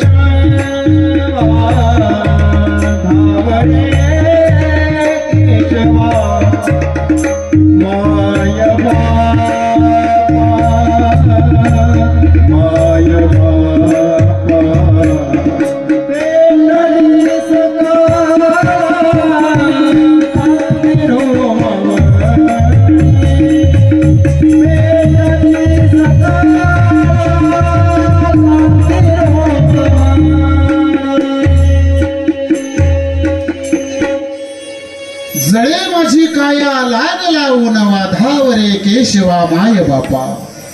आकांत केला त्या ठिकाणी उत्तरेने भगवंताचा धावा केला. भगवंताने धावा ऐकला, भगवंत आले, वेळ कमी असल्यामुळे पटकन आले. भगवंत आले, विचारलं उत्तरा काय अपेक्षा आहे. म्हटले भगवंत माझ्या शरीराचा दाह होतोय, माझे प्राण आता जाऊ पाहतायत, माझं रक्षण करा. भगवंताने विचारलं अजूनही जगण्याची अपेक्षा आहे उत्तरा तुला. पती गेलाय ना तुझा, मग आता कशासाठी जगायचं, का जीवन मिळावं याची अपेक्षा काय करतेस. उत्तरेने सांगितलं मला जगण्याची अपेक्षा नाही भगवंता, मी जगते फक्त एकाच गोष्टीसाठी की माझ्या उदरामध्ये या पांडवांचा वंश वाढतोय म्हणून मी जिवंत आहे. नाही तर माझा पती गेला, काय जगण्याची मला तशी फार आवश्यकता नाही, पण माझ्या गर्भाचं रक्षण करा, मी गेले तरी चालेल. आणि मग भगवंतानं उत्तरेला सांगितलं, म्हटले माझा स्वभाव तुला माहित आहे. म्हटलं काय स्वभाव, घेशी तेव्हा देशी ऐसा असशी उदार, मी काही घेतल्याशिवाय काही देत नाही. म्हटलं तुला भगवंता काय पाहिजे, आणि आता ही देण्याची वेळ आहे का, अरे माझी प्राण जाण्याची वेळ आहे, तू म्हणतो मला काहीतरी काय पाहिजे भगवंता. म्हटले मला बाकीचं काही नको, मला तुझं मातृत्व दे. म्हटले मला तुझा मुलगा व्हायचंय, मला तू आई रूपानं त्या ठिकाणी पाहिजे. म्हणून भगवंतानं छोटं स्वरूप सूक्ष्म रूप धारण केलं आणि उत्तरेच्या गर्भामध्ये प्रवेश केला. भगवंत आताही आहेत आणि बाहेरही आहेत. बाहेरून उत्तरेचं रक्षण केलं आणि आत गर्भामध्ये जाऊन त्या गर्भाचं रक्षण केलं. कोण होतं गर्भामध्ये, उत्तरेच्या कोण होतं, असणारे परीक्षित महाराज गर्भामध्ये होते. एवढे भाग्यवान परीक्षित महाराज. अहो आपल्याला आपल्या जीवनामध्ये भगवंताचं दर्शन होईल न होईल, आपला जन्म तसाही जाईल, पण गर्भात असतानाच भगवंताचं ज्यांना दर्शन झालं ते परीक्षित महाराज आहेत. एवढे मोठे भाग्यवान होते परीक्षित महाराजांचं. माझ्या भगवंतानं रक्षण केलं, उत्तरेचंही रक्षण केलं. आणि हे दृश्य सगळं कोणतं मातेनं पाहिलं, कुंतीनं सगळं पाहिलं. कुंतीनं सांगितलं, म्हटले कृष्ण तू काय सर्वसामान्य नाहीस बाबा, तू प्रत्यक्ष परब्रह्म आहेस, तू भगवंत आहे. भगवंतानं सांगितलं नाही ग आत्या, कारण भगवंताची आत्या होते कुंती. म्हटले नाही ग आत्या असं काही नाही, मी तुझा भाचा आहे. म्हटले कोणते मातेने काय ऐकलं? नाही नाही नाही म्हटले, तू भगवंतच आहे. मग भगवंतानं सांगितलं, मी जर भगवंत आहे असं तू म्हणतेस ना, भगवंत काय करतो? भक्ताला काहीतरी देत असतो, मागण्या पूर्ण करत असतो. कारण आता मला द्वारकेला जायचंय, माझी द्वारकेला जाण्याची वेळ झाली, मग आता तुम्ही काहीतरी मला मागून घ्या. एवढं सुंदर मागणी मागितली. आपण त्यातून शिकायचंय की भगवंताकडे गेल्यानंतर काय मागावं. आपण मंदिरात जातो तर यादीच घेऊन जातो की नाही? अशी यादी घेऊन जाऊ नये. जे पांडवांनी मागितलं भगवंताकडे त्याची मागणी. संसार काय मागतो महाराज? हा नासका कुचका असणारा विनाशाला जाणारा संसार जर तुम्ही मागत असाल तर काही पदरामध्ये पडणार नाही. तुम्हाला सांगू, हा प्रपंच जो आहे ना, तो आपल्या प्रारब्धानं होत असतो. अन्न मान धन हे तो प्रारब्ध आधीन. आपल्या प्रारब्धानं धनमान मिळत असतं, ते भगवंताकडे कधी मागू नये, तो भगवंत देत असतो. म्हणून मागा म्हटले काहीतरी. खूप सुंदर मागणी त्या ठिकाणी केली. अर्जुनानं सांगितलं, भगवंता तुझा आणि माझा जो गुरु शिष्याचा जो एक भाव आहे तो अखंड असाच राहू दे. त्यानंतर भीमानं मागितलं, खाता पिता तुझं स्मरण व्हावं. म्हणजे खाणं पिणं मागून घेतलं, कारण खाण्याचा फार नाद कोणाला? भीमाला. म्हटलं खाता पिता तुझं स्मरण व्हावं.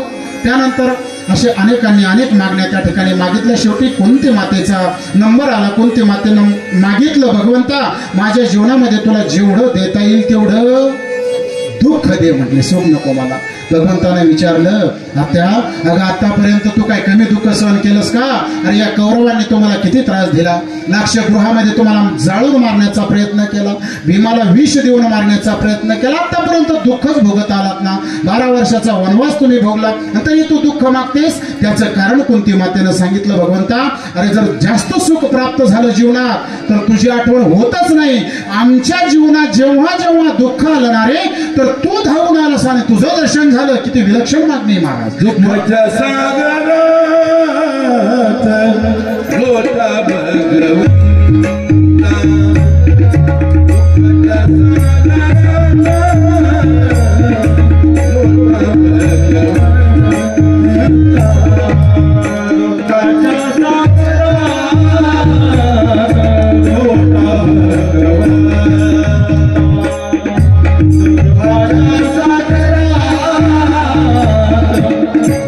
भगवंता,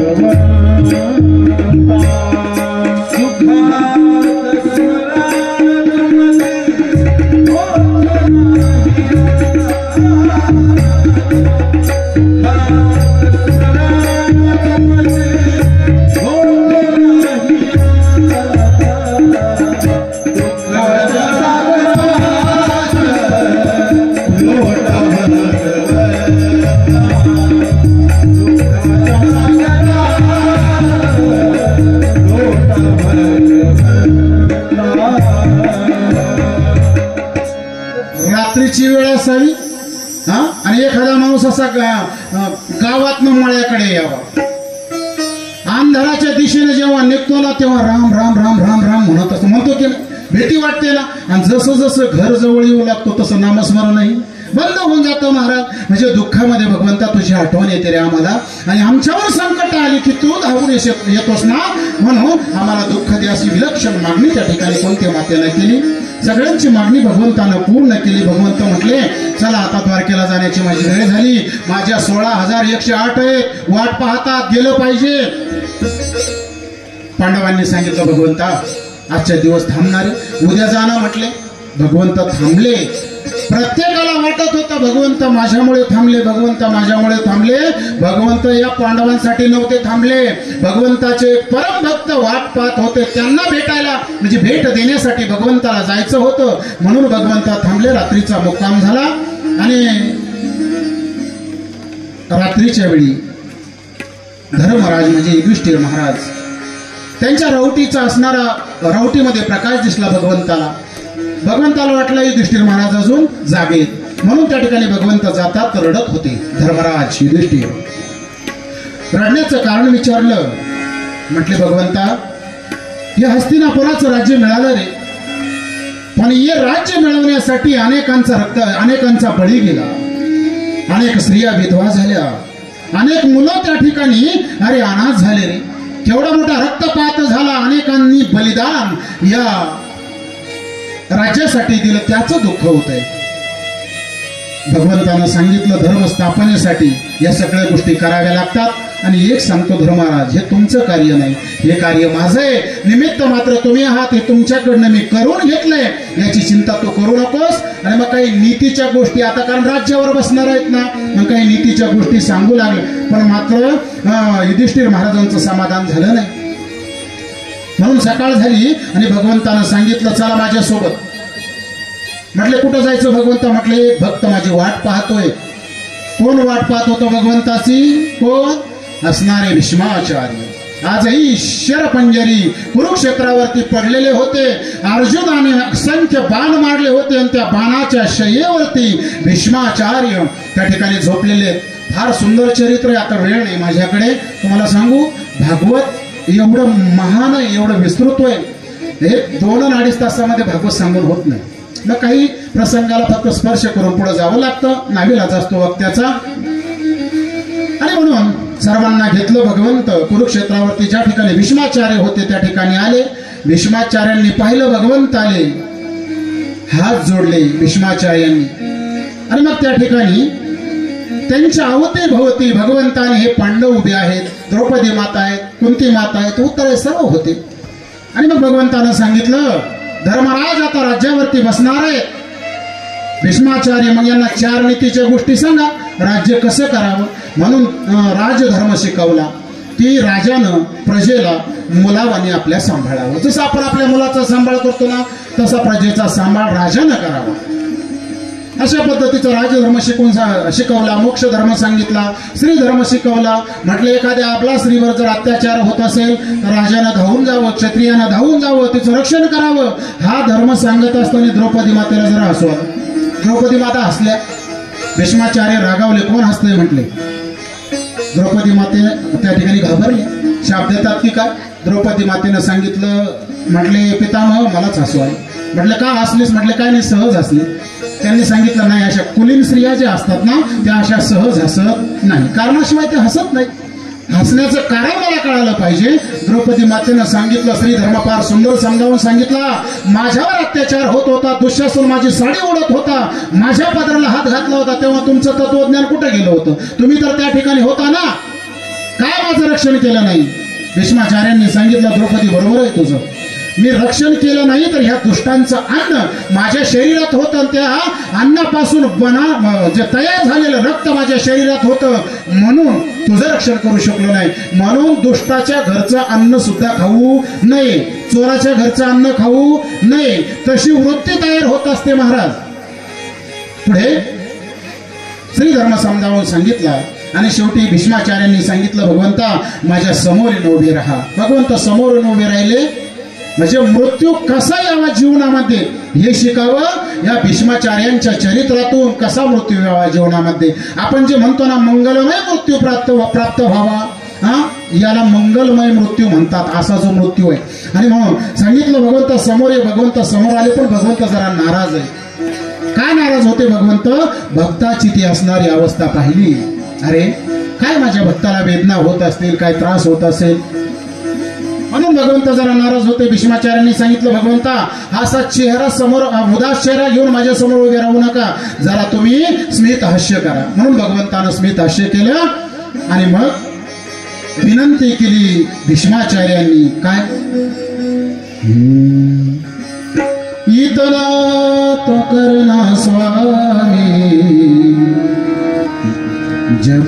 जब प्राण तन से निकले, गोविंद नाम लेके तब प्राण तन से निकले. किती विलक्षण मागणी आहे. भगवंता मला अशा वेळेस मृत्यू यावा ज्यावेळेस तुझं स्वरूप माझ्या समोर असेल, माझ्या मुखामध्ये तुझं नाम असेल, आणि त्यावेळेस मला मृत्यू प्राप्त व्हावा. अंत्यकालेचे मामे स्मरण मुक्त्वा कलेवरम, किंवा तुका अंत्यकाळी ज्याच्या नाम आले मुखा, तुका म्हणे सुखा पार नाही, असा मृत्यू जीवनामध्ये प्राप्त व्हावा. भगवंताचं स्वरूप पाहता पाहता नामस्मरण करत करत त्याच ठिकाणी भीष्माचार्यांनी आपला प्राण त्याग केला आणि भगवंताच्या परमपदाला भीष्माचार्य प्राप्त झाली.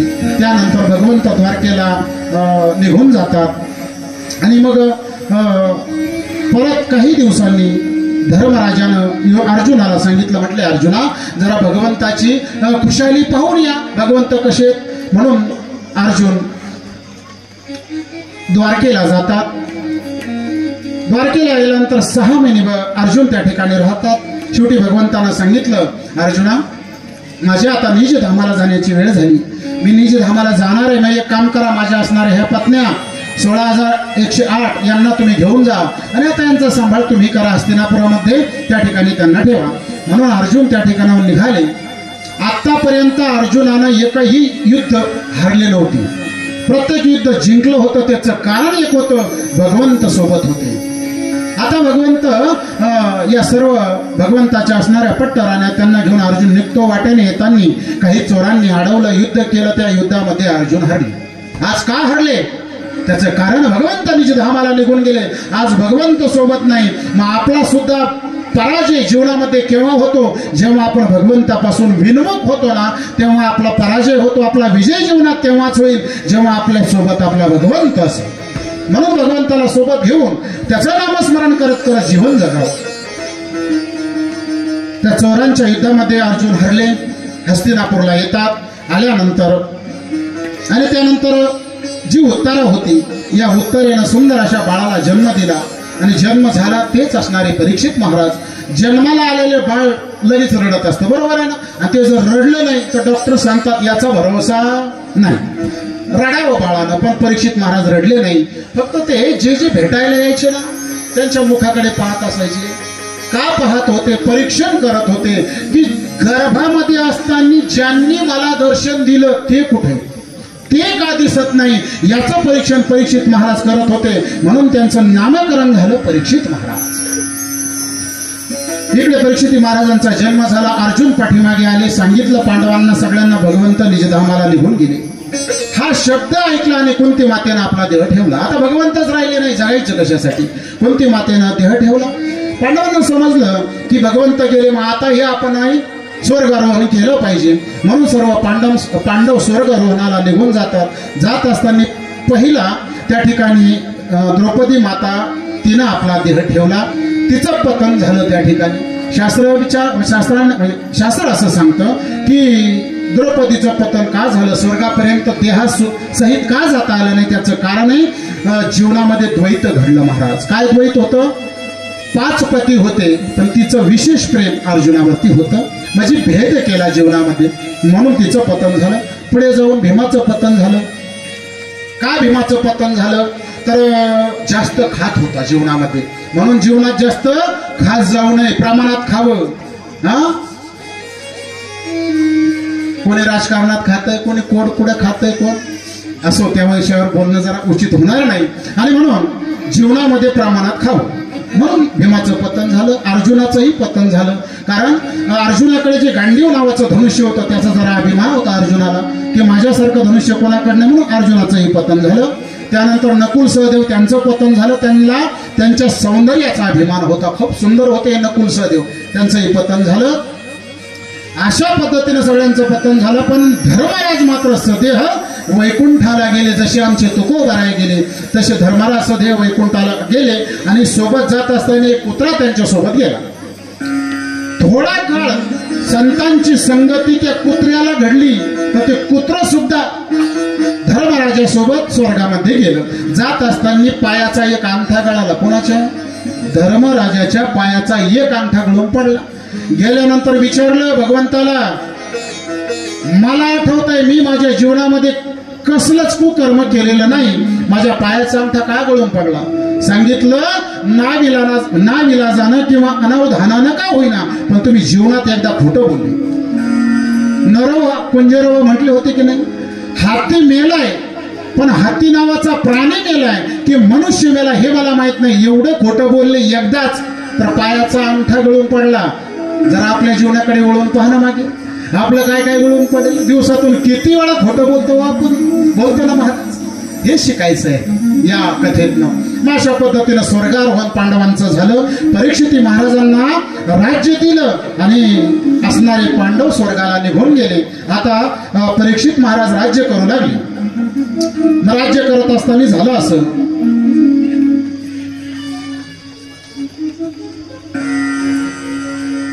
परीक्षित महाराजांना आता दिग्विजय करायचा होता. म्हणून त्यांनी अनेक यज्ञ केले. चक्रवर्ती सम्राट त्यांना व्हायचं होतं. कुणाला? परीक्षित महाराजांना. म्हणून त्यांनी अश्वमेध नावाचा यज्ञ त्या ठिकाणी प्रारंभ केला. आणि तो यज्ञ, अश्वमेध म्हणजे, अश्व म्हणजे राष्ट्र आणि मेध म्हणजे उन्नती, म्हणजे राज्याच्या उन्नतीसाठी केलेला जो यज्ञ आहे ना त्याला अश्वमेध असं म्हणतात.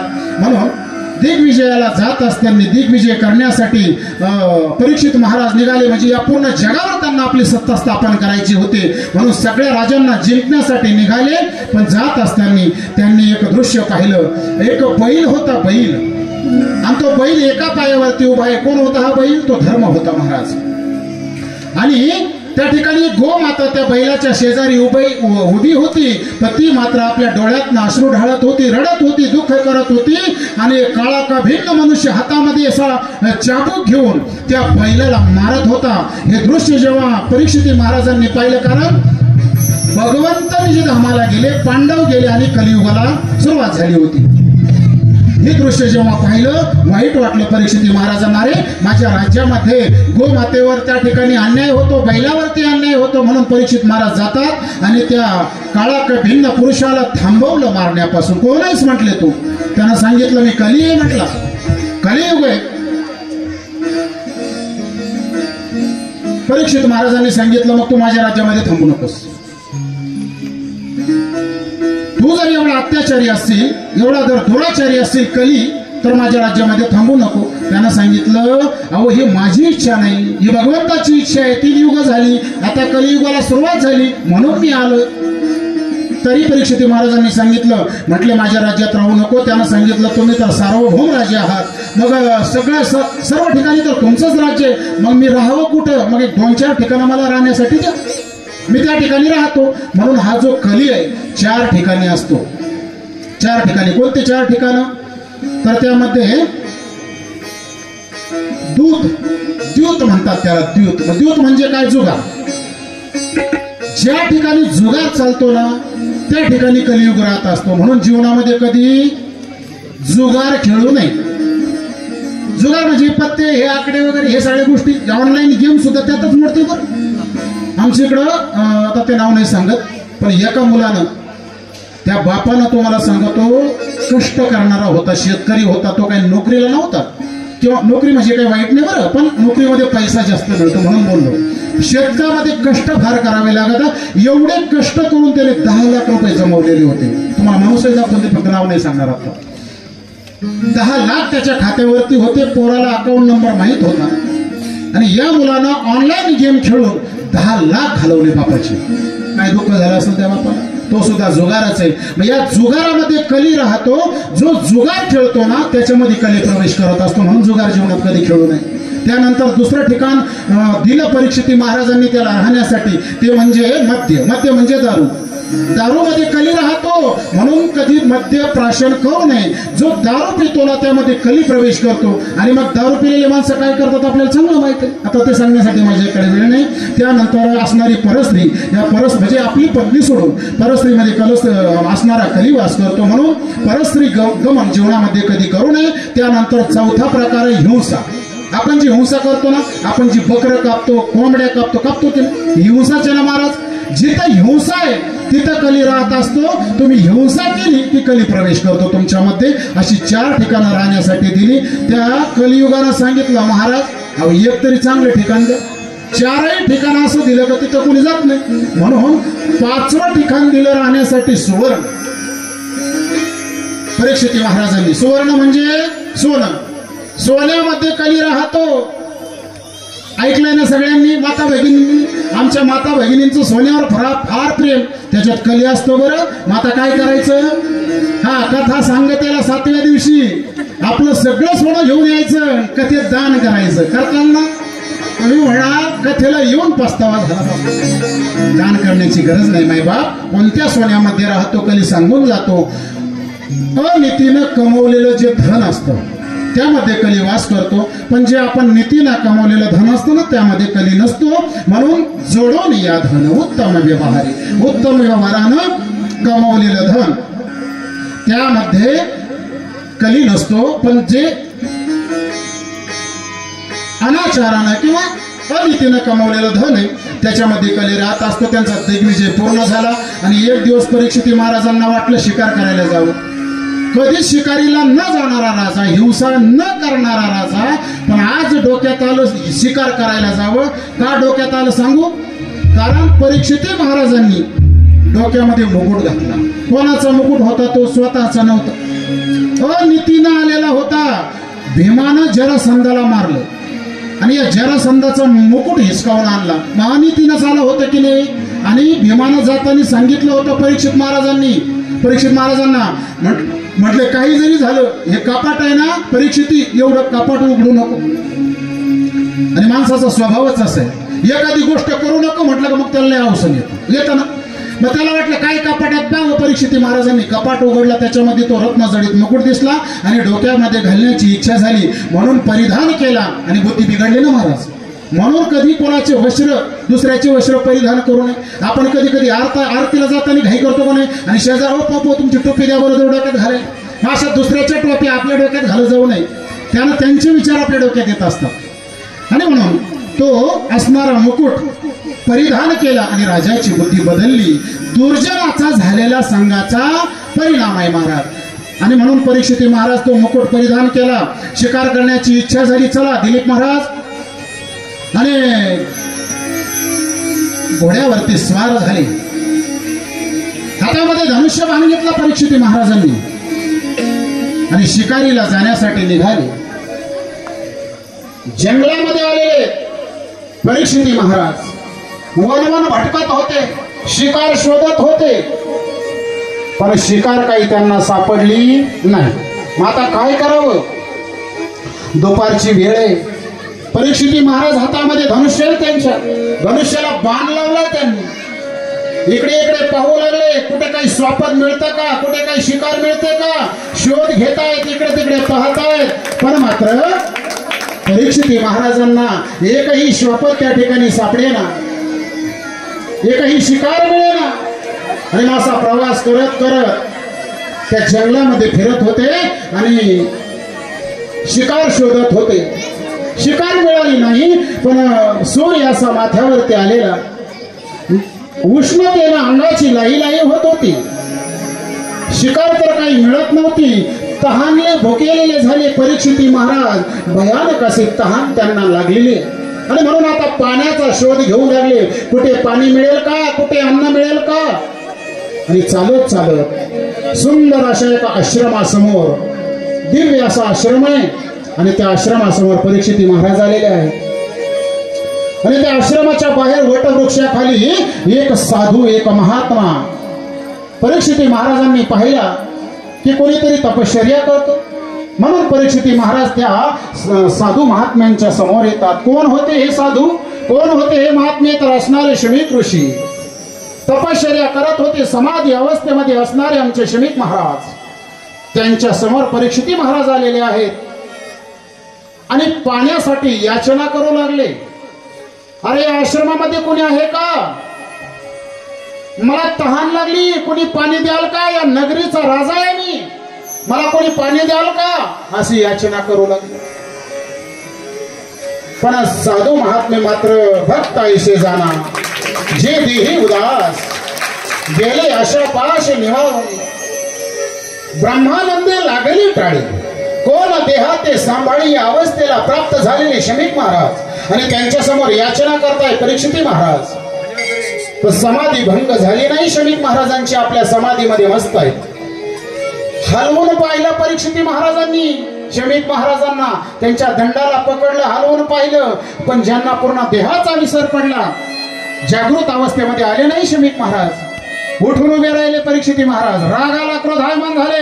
अरे या रंगरीचा राजा मी परीक्षित महाराज आहे, पांडवांचा मी वंशज आहे आणि या साधूला मी पाण्याची त्या ठिकाणी मागणी करतोय, नाटक करतोय म्हटले समाधीत असल्याचं. माझी सेवा करायची नाही या साधूला म्हणून नाटक करतोय. आणि मग राग आला परीक्षित महाराजांना आणि जवळच त्या ठिकाणी एक सर्प पडलेला होता. असणारा तो मेलेला सर्प बाणाच्या टोकावरती परीक्षित महाराजांनी उचलला आणि शमीक महाराजांच्या गळ्यामध्ये अडकवला. महाराज असणारा तो सर्प शमीक महाराजांच्या गळ्यात अडकवला आणि पाय आपटाचाच क्रोधायमान होऊन परीक्षित महाराज त्या ठिकाणाहून निघून गेले. आपलं धनुष्य घेतलेलं आहे, विसरले होते परीक्षित महाराज. धनुष्य घेतला, बाण घेतला आणि पाय आपटाचाच त्या ठिकाणाहून निघाले परीक्षित महाराज आणि हस्तिनापुराच्या दिशेनं निघून गेले. माहिती जरा टाळ्या वाजवा आमच्या परीक्षित महाराजांसाठी, शमिक ऋषींसाठी. आणि हे सुंदर पात्र या ठिकाणी साकार केले ते हरिभक्तीपरायण दिलीप महाराज खळदकर, त्यांनाही धन्यवाद. शमिक महाराजांच्या गळ्यामध्ये साप अडकवला, मेलेला साप आहे महाराज. आणि त्या ठिकाणी शमिक ऋषींचे असणारे शिष्य गौरंग महाराज ते आता आश्रमाच्या दिशेने आलेले आहेत. आश्रमामध्ये गौरंग येतात आणि शमिक महाराजांचे जे पुत्र आहेत हे दोघे जणी त्या ठिकाणी आलेले आहेत. आल्यानंतर गौरंगानं पाहिलं की आमच्या गुरुजींच्या गळ्यामध्ये कोणीतरी मेलेला सर्प अडकवलाय. ते पाहिलं आणि असणारी ही बातमी सांगण्यासाठी गौरंग शमिक महाराजांचे असणारे पुत्र शृंगी ऋषी यांच्याकडे जातात.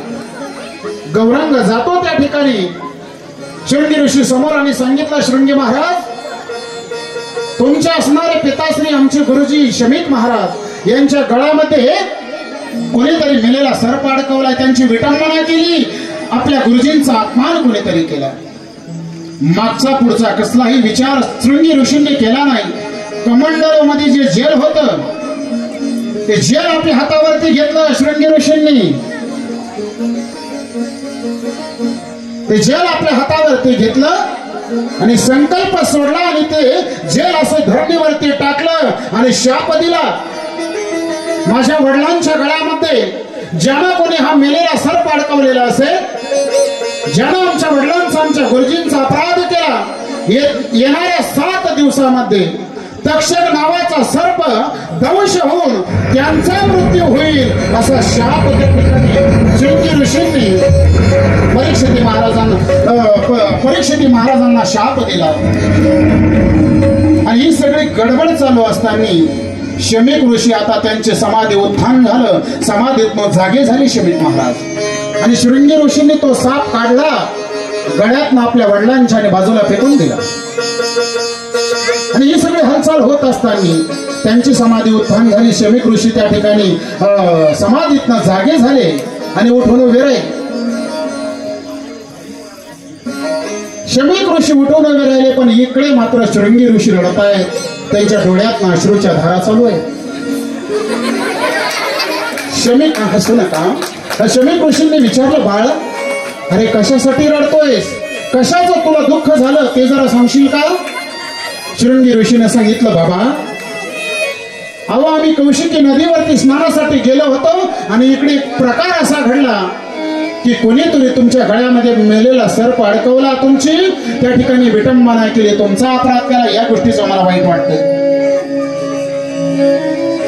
शमिक ऋषींनी सांगितलं, बाळा, अरे मग त्यात रडण्यासारखं काय, मेलेला तर सर्प आहे ना, त्यानं मला काही विजा तर केली नाही ना, मग दुःख करण्याचं काय कारण आहे एवढं? अंतर्ज्ञानानं शमिक ऋषींनी पाहिलं की कुणाकडनं हे कृत्य घडलं, लक्षात आलं या नगरीचा जो राजा आहे परीक्षित महाराज त्यांच्याकडनं हे कृत्य घडलं. आणि तेवढ्यात गौरंगानं सांगितलं, गुरुजी, तुमच्या पुत्रांना म्हणजे शृंगी ऋषीनं ज्याने कोणी हे कृत्य केलं त्यांना शाप दिलाय की येणाऱ्या 7 दिवसात त्यांचा मृत्यू होणार आहे आणि हे तक्षक नावाचा सर्प त्यांना चावून त्यांचा मृत्यू होणार आहे असा शाप शृंगीनं दिला.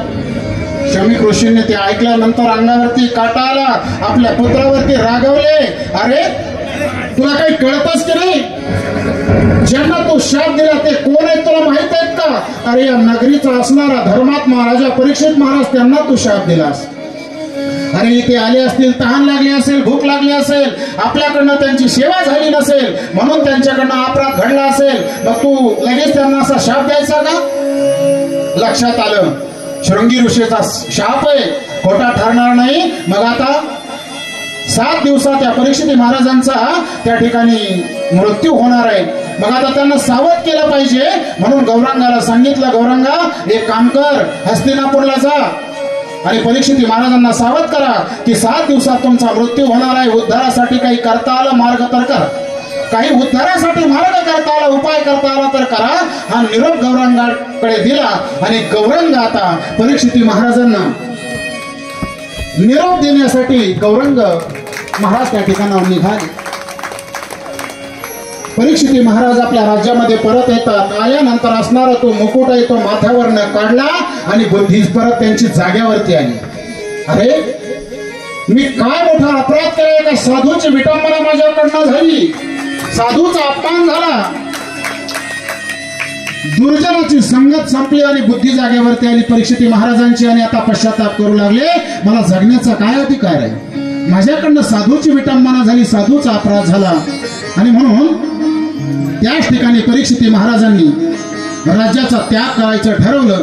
तेवढ्यात त्या ठिकाणी गौरंग महाराज येतात. आल्यानंतर निरोप दिला, महाराज तुमचा 7 दिवसात मृत्यू होणार आहे, उद्धारासाठी काहीतरी उपाय करा. म्हणून मृत्यू कळाला आणि परीक्षित महाराजांनी राज्याचा त्याग केला. वल्कल वस्त्र धारण केली, राजवस्त्र त्या ठिकाणी उतरावून ठेवली आणि परीक्षित महाराज जंगलाच्या दिशेनं 7 दिवसामध्ये जीवनाचा उद्धार करण्यासाठी निघून जातात. महाराज गंगेच्या किनाऱ्यावरती आलेले तो परीक्षित महाराज वल्कल वस्त्र धारण केलेले आहेत. राजवस्त्राचा त्याग करून परीक्षित महाराज गंगेच्या किनारी शुक्ताल या ठिकाणी येत आहेत. आल्यानंतर अनेक राजे महाराजे अनेक ऋषीमुनी यांना समजलं की परीक्षित महाराजांना शाप प्राप्त झालाय आणि उद्धारासाठी त्यांना उपायाची गरज आहे. अनेक साधुसंत मंडळी त्या ठिकाणी येतात. नारद महर्षींचं आगमन आहे. नारद महर्षी आता परीक्षित महाराजांच्या भेटीसाठी आशीर्वाद देण्यासाठी नारद महर्षींचं आगमन त्या ठिकाणी झालेलं आहे. परीक्षित महाराज आता गंगा किनारी आसनावरती बसलेले आहेत. विचार करतायत कशाने माझा उद्धार होईल. अनेक साधू संत येतात, सांगतात महाराज तुम्ही महामृत्युंजय मंत्राचा जप करा, कोणी सांगताय तुम्ही गायत्री मंत्राचा जप करा, कोणी सांगताय अनेक उपाय अनेक जण सांगू लागले. पण एकही उपाय मात्र त्या ठिकाणी परीक्षित महाराजांना योग्य वाटला नाही. 7 दिवसात उद्धार याला माझा होणार नाही आणि भगवंताची आराधना करू लागले, भगवंताचा धावा करू लागले. भगवंता काही मी उद्धार पावील, काही कृपा करील नारायण, ऐसे तुम्ही सांगा संत जन करा समाधान चित्त माझे. म्हणून परीक्षित महाराज भगवंताचा धावा करू लागले. मला कोणी सांगेल का 7 दिवसात माझा उद्धार कशानं होईल. आणि मग भगवंतानी जो प्रेरणा दिली कोणाला, व्यासपुत्र असणारे शुकाचार्य भगवंत यांना त्या ठिकाणी प्रेरणा केली भगवंतानं. आणि आता शुक्तालच्या दिशेनं शुकाचार्य भगवंत येत आहेत. महाराज शुकाचार्य भगवंत येऊ लागले. गुरुदेव तुम्हारी जय जय हो, गुरुदेव तुम्हारी जय हो, गुरुदेव तुम्हारी जय जय हो, गुरुदेव तुम्हारी जय जय हो, गुरुदेव तुम्हारी जय जय हो, गुरुदेव तुम्हारी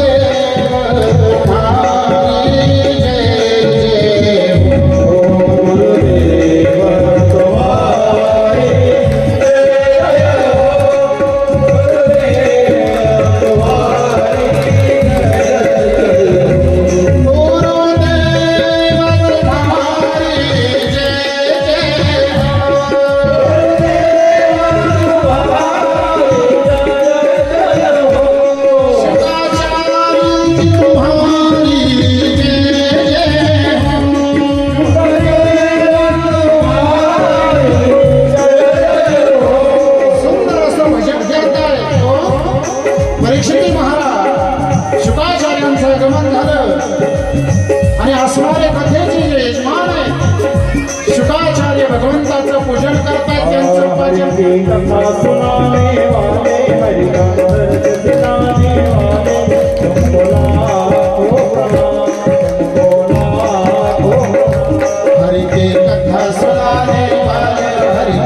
दर्श दिला देवाने तुमला हो प्रधान तुमला हो प्रधान